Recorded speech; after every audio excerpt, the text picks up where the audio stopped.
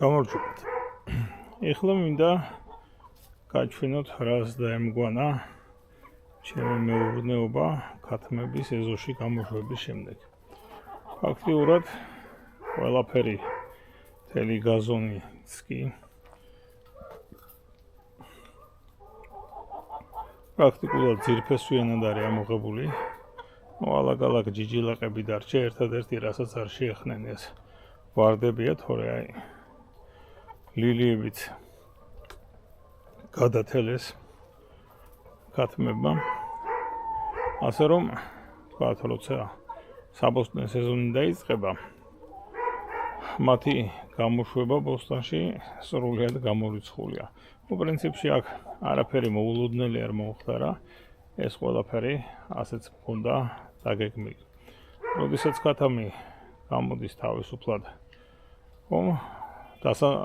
ზამთრებლად დაბუდებულ მწერებს ძებნის და მათ, ასე ვთქვათ, ბუდეებს ანადგურებს, რაც ზედაპირზეა.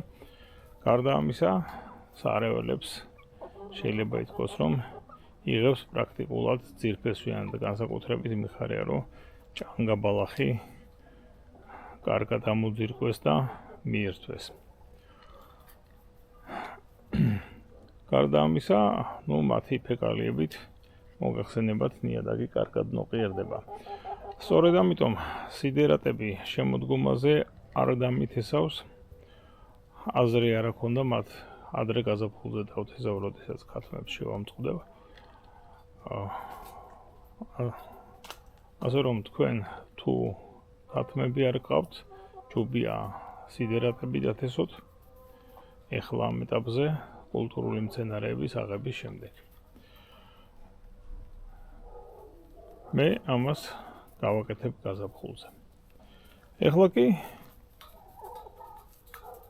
ჩემი მეურნეობის ახალი წევრი, რომელსაც სულ სხვა ფუნქცია აქვს ქათმებისგან განსხვავებული, ეს არის ციცარი.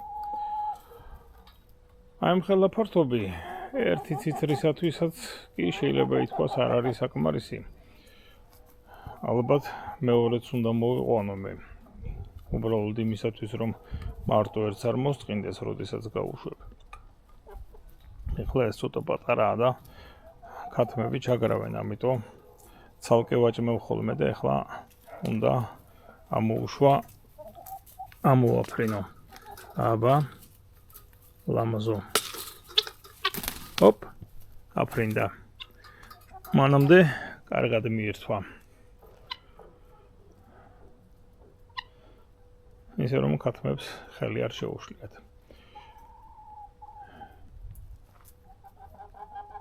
ეხლა თუ რატომ ციცარი? ამაზე ცოტა ხანში კომპიუტერთან დავჯდები და იქიდან ვისაუბრებ, რადგან ეზოში საკმაოდ ცივა. ეხლა გავაგრძელოთ უკვე საუბარი იმაზე, რასაც დავიწყეთ, რატომ შემოვიყვანე ციცარი ბიომეურნეობაში.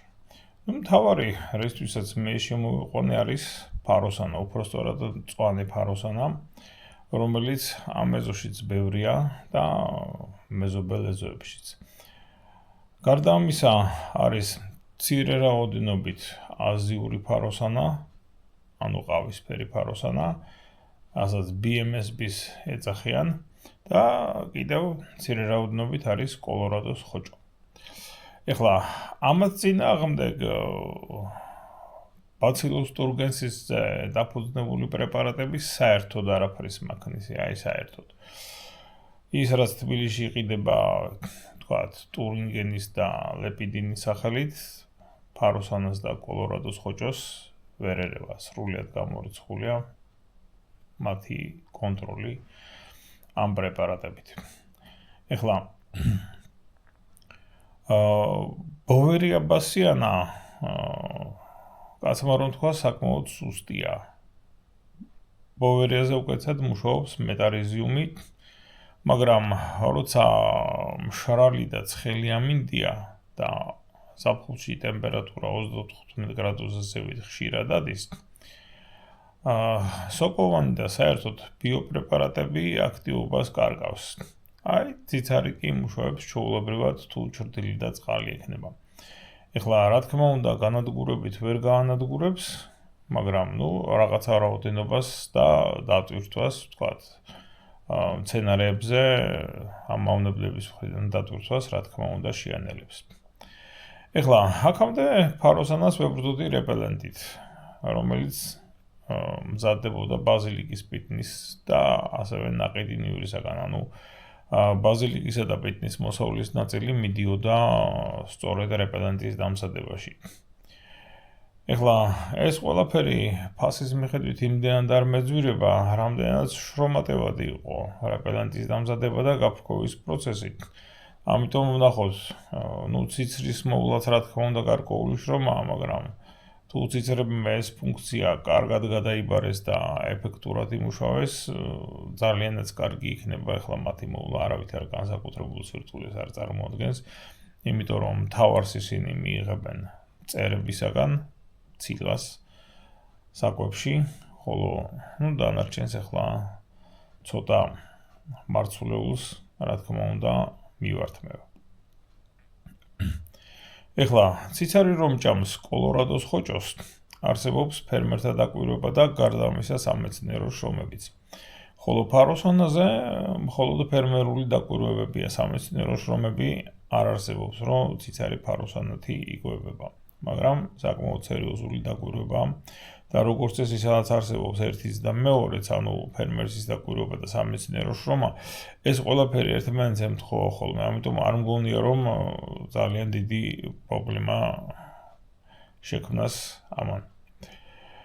ეხლა, რაც შეეხება ქათმებს. ქათმები სინჯოვენ მხოლოდ ფაროსანას და გემოს და სუნის გამო აღარ ეკარებიან. აი, ციცრები ეგრევე ყლაპავენ და სუნზეც არ რეაგირებენ. ანუ ყველა ქათამს ფაროსანა ერთხელ მაინც გაუსინჯავს, მაგრამ მე აღარ მოსწონთ და მეორეჯერ აღარ კენკამენ ხოლმე. ციცარი ესე არ არის. ეხლა მწვანე ფაროსანას, რომელიც აქ აბსოლუტური უმრავლესობაა, ციცარი უფრო ადვილად მიირთმევს ვიდრე ყავისფერს, რადგან მწვანეს ნაკლებად მძაფრი სუნი აქვს.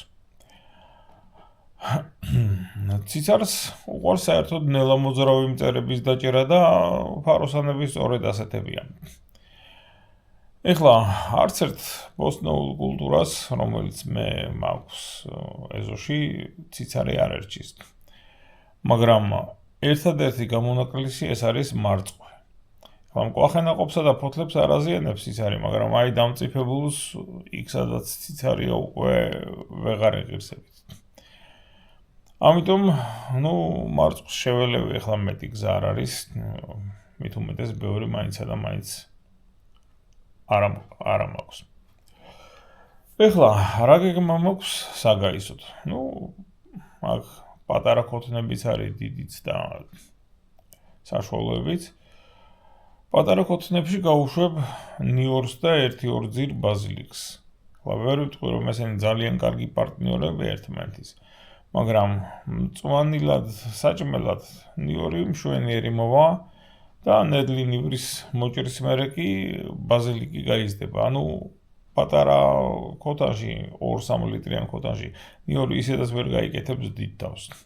და თქვათ, მწვანილად მისართმევად, მწვანილი მისართმევად გამოდგება რატომაც არა.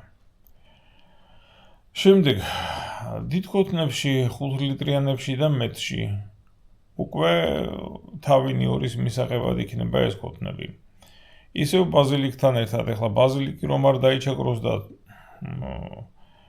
ასე ვთქვათ, რაღაც გაიხაროს რაღაც დონეზე, ცოტა ორგანული სასუქის მიცემაც იქნება საჭირო. საქმე იმაშია, რომ ნიორს თავისი მავნე მწერები ყავს, რომელთაც ბაზილიკის სუნი არ უყვართ.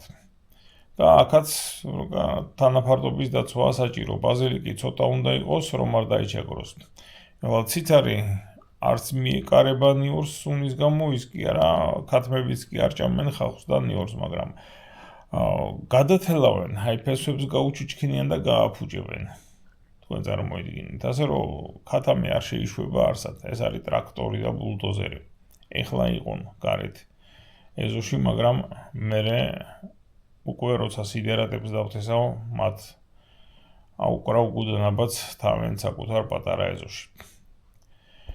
ეხლა წვეთოვანი ზონაში ისევ კიდრი პომიდორი და ცოტა ტომატი რომ ექნება, რომელთა პარტნიორადაც ისევ ბაზილიკს გამოვიყენებ.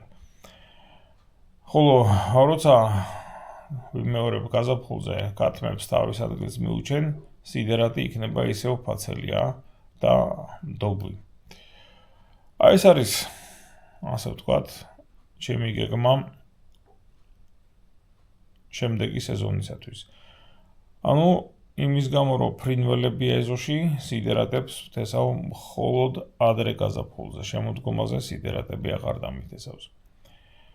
პრინციპში, გაზაფხულზე სიდერატების დათესვა სრულიად საკმარისია თესლბრუნვისათვის და მანამ კი, ვთქვათ, ქათმებმა გაანადგურონ სარეველები და გაანადგურონ მიწის ზედაპირზე დაბუდებული მწერები თავიანთვისაც, ასე ვთქვათ, ბევრ საინტერესოს ნახავენ და ბევრს მოიპოვებენ თავისი შრომითა და გარჩით. დღეისათვის სულ ეს იყო, ნახვამდის კარგად ბრძანდებოდეთ.